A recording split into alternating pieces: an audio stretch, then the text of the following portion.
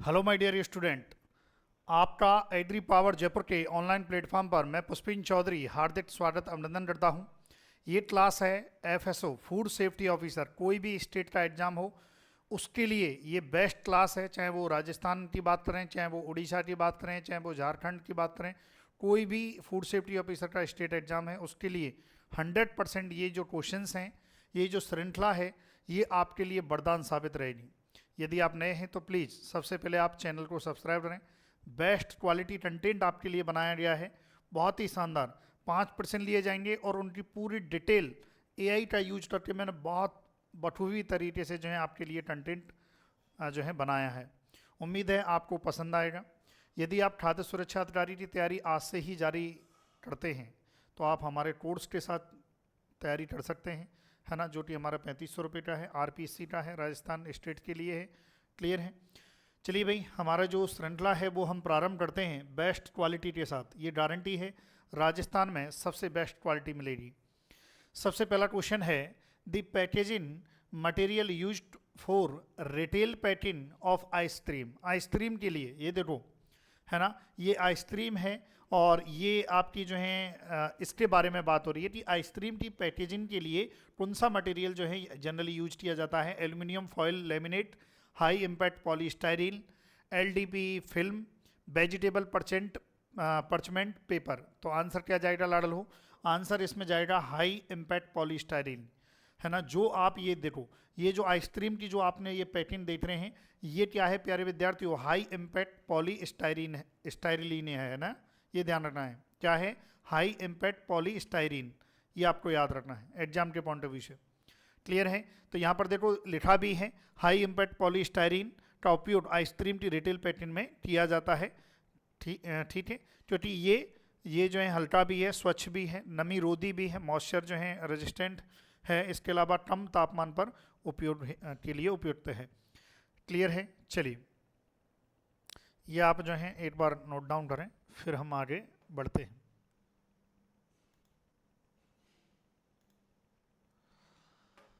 चलिए भाई, अब देखते हैं, है ना। और यदि आप व्हाट्सएप ग्रुप में जुड़ना चाहते हैं एफएसओ के में, तो आप हमें इस नंबर पर जो है मैसेज करें और आपको व्हाट्सएप ग्रुप में जोड़ दिया जाएगा।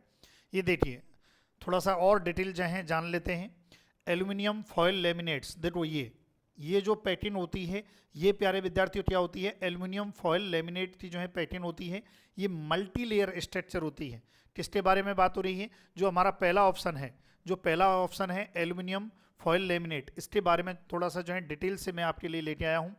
एल्यूमिनियम फॉयल लेमिनेट एक मल्टी लेयर पैकिंग मटेरियल है जिसमें एल्यूमिनियम फॉयल को प्लास्टिक फिल्म, पेपर या अन्य पॉलीमर लेयर के साथ लेमिनेट किया जाता है। इसका उपयोग फूड प्रोडक्ट की पैकिंग में इसलिए किया जाता है क्योंकि यह product moisture, oxygen, light, aroma जो है लॉस एंड कंटामिनेशन से बचाता है। तो ये देखो, ये इस प्रकार की पैकिंग है, आपको दिख रही है, जिसमें मल्टी लेयर स्ट्रक्चर है। जैसे देखो, एल्यूमिनियम फॉयल होती है, फिर उसके बाद जो है जो है उच्च बैरियर लेयर होती है, फिर उसके बाद प्लास्टिक फिल्म होती है, इसके बाद जो है पेपर होता है, फिर उसके बाद जो है एडेसिव लेयर, चिपकाने वाली परत होती है, फिर उसके बाद पॉलीमर सील लेयर होती है।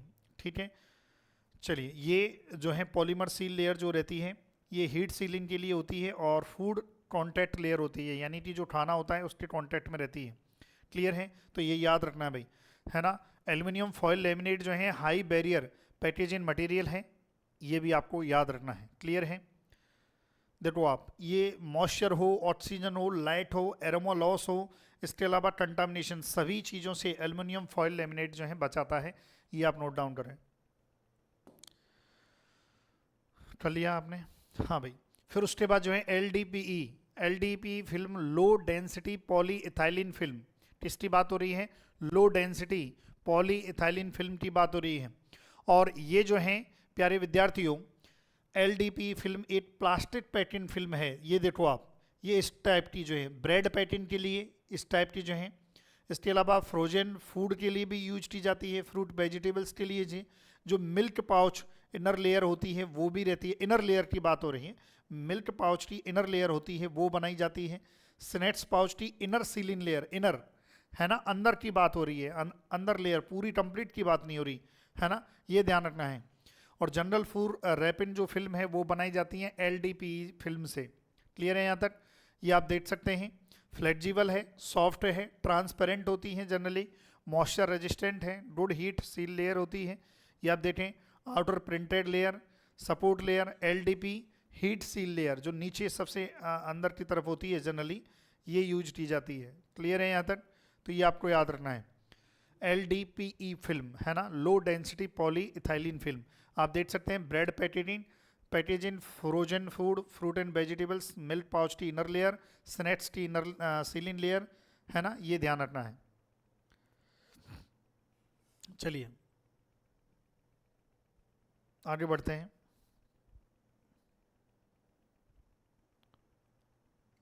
फिर उसके बाद जो है देखते हैं लाडलो, अगला क्वेश्चन है आपका क्वेश्चन नंबर 2। आईसीएमआर ने 5 फूड सिस्टम जो है दिया था। तो आईसीएमआर ने, अब इसमें क्वेश्चन क्या पूछ रहा है कि आईसीएमआर 5 फूड ग्रुप सिस्टम में 5वां समूह कौन सा है? तो ये नोट डाउन कर लेना। पहला जो होता है वो सीरियल्स एंड मिलेट है। ये देखो यहाँ पर जो है डिटेल के साथ जो है यहाँ पर दिया हुआ है प्यारे विद्यार्थियों। यहाँ पर देखिए फर्स्ट क्या है? पहला सीरियल्स एंड मिलेट है, यानी कि खाद्यान्न और जो है मोटे अनाज। पल्स लेग्यूम्स है ना, दलहनी जो है। इसके अलावा जो है तीसरा मिल्क एंड एग, या हम कह सकते हैं मिल्क एंड मिल्क प्रोडक्ट। जो मिल्क प्रोडक्ट होते हैं वो तीसरा जो है ग्रुप है। और उसके बाद जो है वेजिटेबल एंड फ्रूट, ये फोर्थ ग्रुप है। और फैट एंड शुगर जो है 5th है। तो ये नोट डाउन कर लेना कि आईसीएमआर 5 फूड ग्रुप सिस्टम में, है ना। अब 5वां कौन सा है? फैट एंड शुगर, ये लिखा हुआ। आंसर देखिए, आंसर क्या जाएगा? Fat and sugar. देखिए आप चैनल को सब्सक्राइब जरूर करें, आप हमारे चैनल को। इसके अलावा हमारा जो इंस्टाग्राम है उसको भी आप फॉलो करें। और यदि आप चाहते हैं व्हाट्सएप ग्रुप में जुड़ना FSO वाले में, आप हमें इस नंबर पर FSO 2026 आप लिख दें, तो हम आपको इस ग्रुप में, हमारे जो FSO ग्रुप है उसमें ऐड आपको कर दिया जाएगा व्हाट्सएप पर, जहाँ पर ये PDF आपको मिल जाएगी, है ना। चलिए उसके बाद देखते हैं लाडलो। अच्छा, आईसीएमआर भी थोड़ा सा मैं ब्रीफ में आपको बता देता हूँ आईसीएमआर के बारे में। आईसीएमआर इसकी जो फुल फॉर्म होती है वो Indian council of medical research होती है, भारतीय आयुर्विज्ञान अनुसंधान परिषद, जिसकी स्थापना की बात करें 1911 में हुई थी।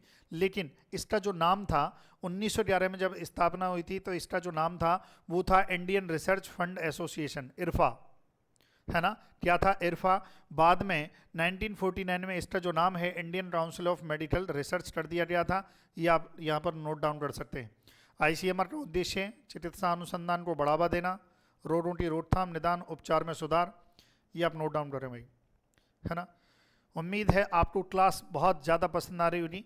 यदि ये आपको क्लास अच्छी लगी तो आप कमेंट करें, है ना। आप कमेंट करें कि सर ये क्लास कंटिन्यू आप रखें, तो मैं 100% इस क्लास को कंटिन्यू रखूँगा।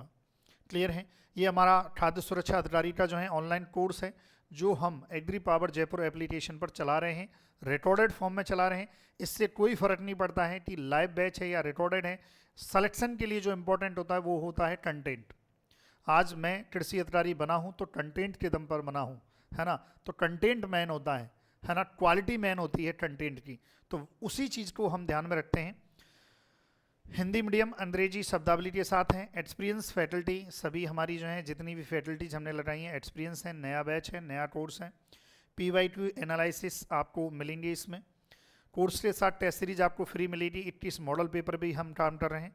सिंपल सा है, कोई इशू आए तो कॉन्टेक्ट करें, इंस्टाग्राम पर हमें फॉलो करें और हमारी ऐप आप डाउनलोड करें। क्लियर है? तो ये भाई लें ज़रूर, है ना।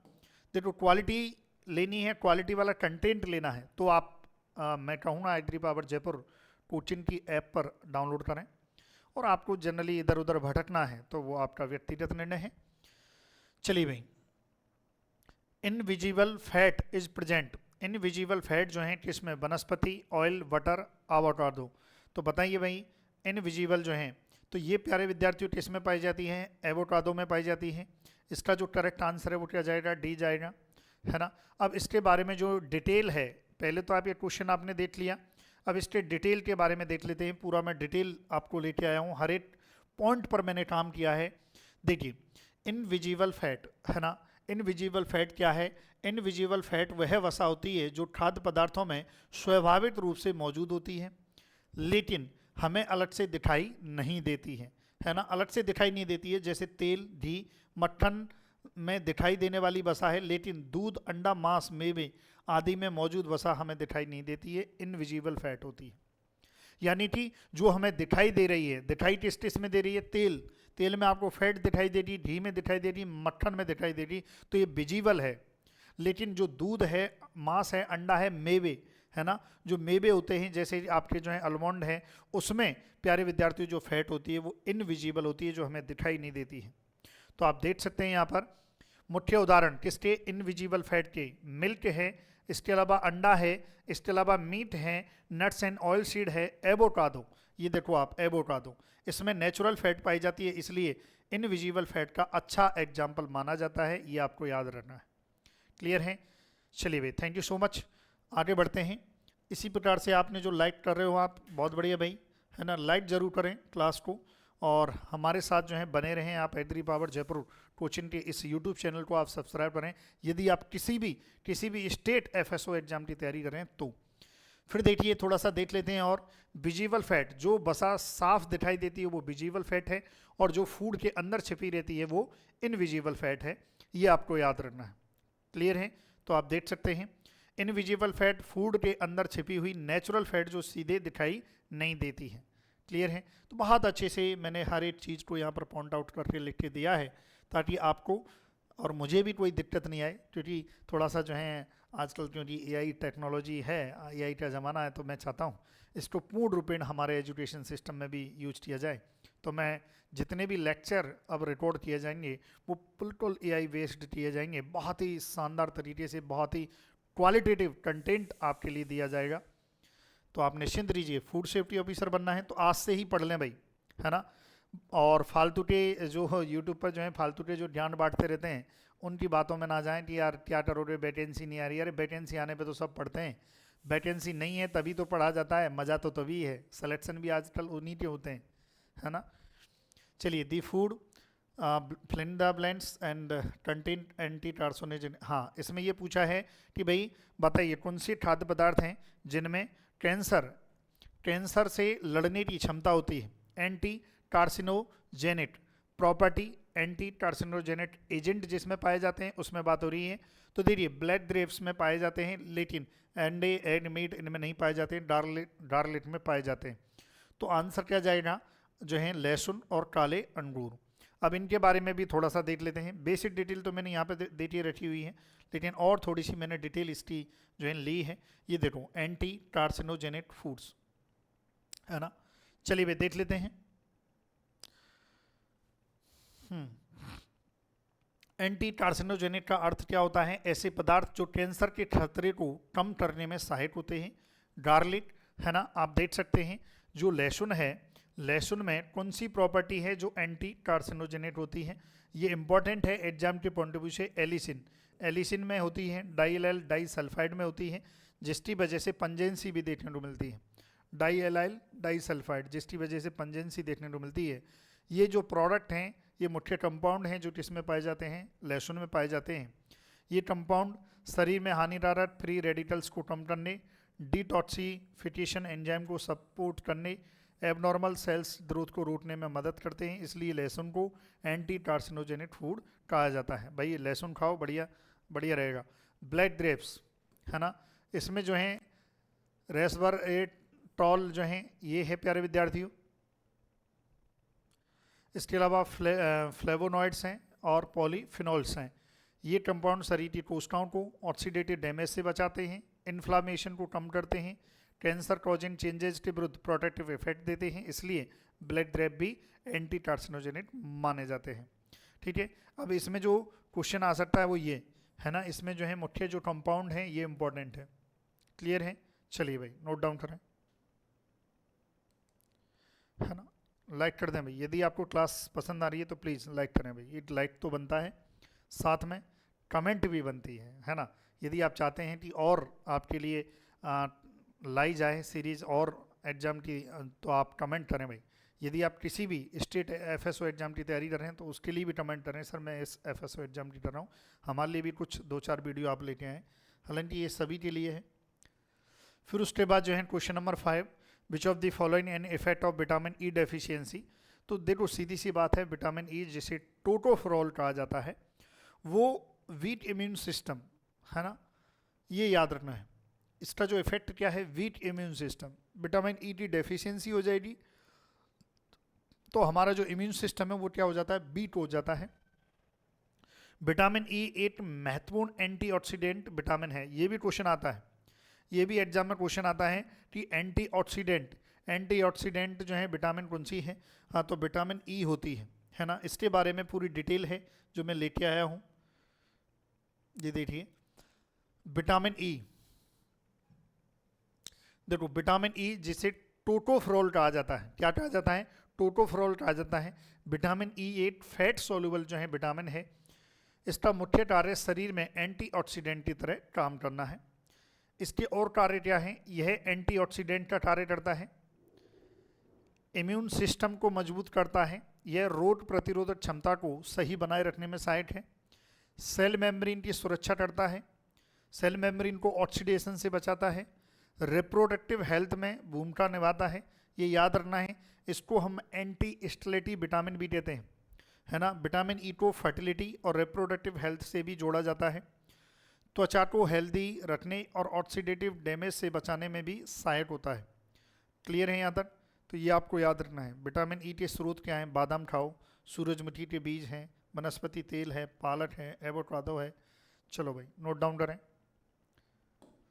फिर उसके बाद जो है विटामिन ई की कमी के प्रभाव क्या है, तो देखिए इम्यून सिस्टम जो है वीक इम्यून सिस्टम है, जो अभी आंसर में आपने देखा, मसल्स वीकनेस हो जाती है, नर्व्स जो हैं डैमेज हो जाती हैं इसकी कमी हो तो, हेमोलाइटिक एनीमिया विशेषतौर बच्चों में आरबीसी वगैरह की कमी हो जाती है, रिप्रोडक्टिव प्रॉब्लम्स देखने को मिलती हैं, है ना, ये ध्यान रखना है। चलिए और लिखें आप। फिर विटामिन ई की कमी के प्रभाव, अच्छा ये हो गया, हाँ यहाँ पर ये याद रखो, विटामिन ई को एंटी स्टेलेटिव विटामिन भी कहा जाता है क्योंकि ये रिप्रोडक्टिव हेल्थ से संबंधित मानी जाती है। बस इतना याद रखो, vitamin E tocopherol anti sterility vitamin. Clear है। चलिए एंटीऑक्सीडेंट का भी काम करती है। हमारा ऑनलाइन कोर्स भी आप ले सकते हैं, रिकॉर्डेड बैच है। चलिए, है ना, खाद्य सुरक्षा अधिकारी का कोर्स, भाई यदि कंटेंट के साथ कॉम्प्रोमाइज़ नहीं करना है तो आप एग्री पावर जयपुर कोचिंग से आप ऐप लें, और कंटेंट के साथ कॉम्प्रोमाइज़ करना है तो बहुत सारे चैनल्स हैं। चलिए भाई थैंक यू सो मच, और क्लास कैसी लगी प्लीज़ कमेंट करें, और एप्लीकेशन में भी हम इसी प्रकार से काम कर रहे हैं। हमारे यूनिट नंबर 8 पर बहुत बेहतरीन तरीके से हमारे डॉक्टर राकेश सर जो वर्तमान में फूड सेफ्टी ऑफिसर हैं वो बहुत अच्छे से काम कर रहे हैं, बहुत शानदार वाला जो है कंटेंट बना रहे हैं। तो प्लीज़ आप जो है एक बार विजिट करें। Thank you so much for watching video.